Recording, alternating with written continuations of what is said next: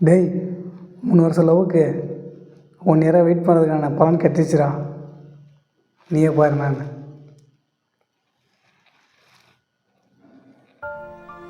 என்னடா 4 வருஷமாக பைத்தியக்கார மாதிரி இருந்திருக்கேண்ணா. அதான் மச்சான் உண்மை. அவள் சொல்லும் போதெல்லாம் தெரியலடா. அவள் அப்போ இல்லை, நீ சேலரி கம்மியாக வாங்குற, என் மாமா பையன் ஒருத்தருக்கான், உன்னோட அதிகமாக சேலரி வாங்குறான் அப்படின்னு சொன்னாடா. அந்த டைம் சரி ஜாலி தான் சொல்கிறா அப்படின்னு சொல்லிட்டு நான் அதை பெருசாக எடுத்துக்க அதை விட்டேன்.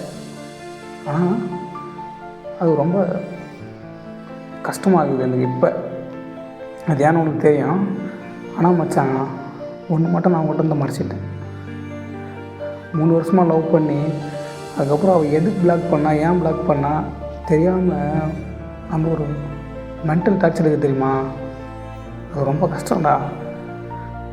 ஆனால் அதெல்லாம் தாண்டி நான் என்ன பண்ணேன், சரி இதுக்கப்புறம் நம்ம வாழவே கூடாது அப்படின்ற ஒரு மைண்ட் தாட்டுக்கு போயிட்டதுக்கப்புறம் அங்கே போய் அந்த இதில் நிற்கிற அந்த முடிவில் நிற்கும்போது ஒரு பயம்.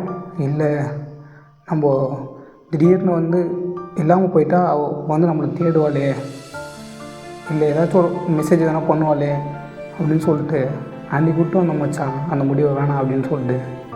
ஆனால் அன்றைக்கி விட்டு வந்தாங்க முடிவு இன்றைக்கி பார்த்து தானே மச்சாங்கிற இன்விடேஷன் அனுப்பிச்சிருக்கல.